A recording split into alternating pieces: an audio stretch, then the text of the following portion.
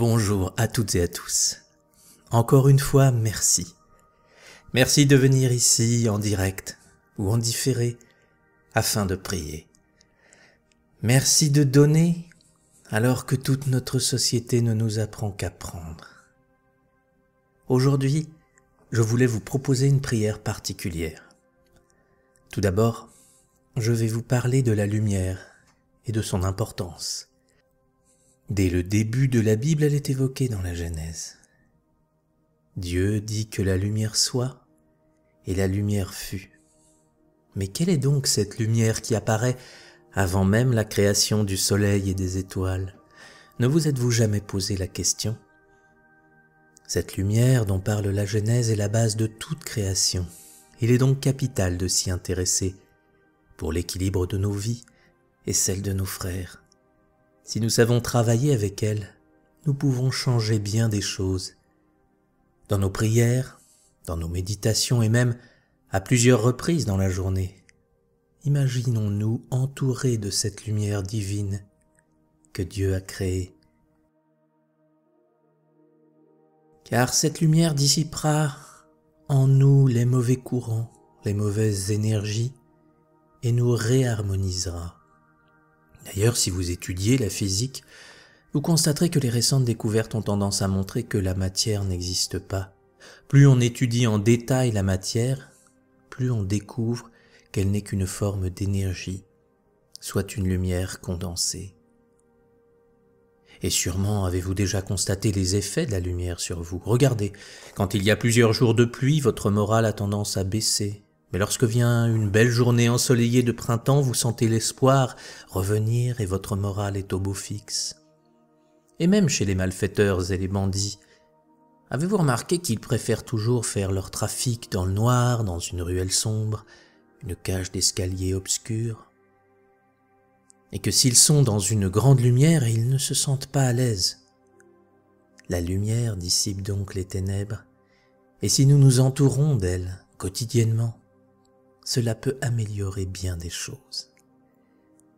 Aussi aujourd'hui, je vous propose que pendant notre période de prière, nous nous imaginions tous ensemble, en cercle, et que nous levions tous nos mains et imaginions que de celle-ci jaillit une belle lumière.